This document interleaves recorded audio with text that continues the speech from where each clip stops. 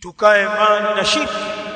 Maajabu tulionayo katika wakati wetu hili dhambi zito la shirki, dhambi ambalo linamharibia Muislamu mustakbali wake wa akhira lau akifanana akawa hajatubia. Dhambi kama hili waislamu wengi hivi leo ndio hawaliogopi. Kama tunavyozungumza, waislamu wengi wanafanya ushirikina. Hawa ambao unawaona misikitini wakirukuu, wakisujudu, wakinyanyua mikono kuomba dua, baadhi ya wakati sijida zimewatapakaa katika mapaji ya uso, wana mavazi ya Kiislamu, kofia, makanzu, vilemba. Hao utawakuta kwa waganga wa kienyeji wakiaguliwa na wakiroga. Hao ukiwapekua wanahirizi wamezivaa katika miili yao kwa ajili wapate manufaa kupitia hizo hirizi walizofunga, au wakingwe na madhara fulani. Mazindiko wanaita.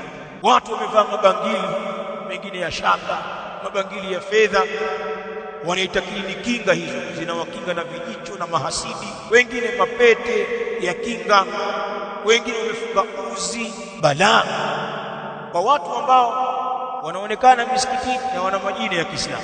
Maajabu ya zama za leo, watu waliosema la ilaha illa Allah ni hao wanakwenda kwenye shirki. Sikwambii wanapopata matatizo, mtu akawa anauguliwa au anaugua yeye, au ikawa hana kazi, labda kafukuzwa kazi au hajapata kazi, au mtu akawa na magomvi nyumbani, yeye na mke wake hawaelewani, familia inayumba. Sikwambii katika matatizo watu ndio wanawakimbilia washirikina, na watu wakiambiana sasa, mtaalamu, acha nikupeleke ratibu mwenzako unayeswali naye, shangae mimi alinitokea haya, twende bwana, kuna wataalamu takushughulikia, yatakuisha haya. Wanapeana ushauri. Mimi nakwambia hawa ni watu ambao wanaswali, wanafanya hivi. Sikwambii wale waislamu majina ambao hata msikitini hawaingii, wale ndio washirikina kweli. Kwenye maeneo ya kazi, kwenye biashara, masokoni, madukani, katika maeneo ya ajira, maofisini, watu wanapigana juu tu. Ndio habari ya mjini. Watu wanatembea wanarogana tu, na watu wanaumizana kweli kwa uchawi.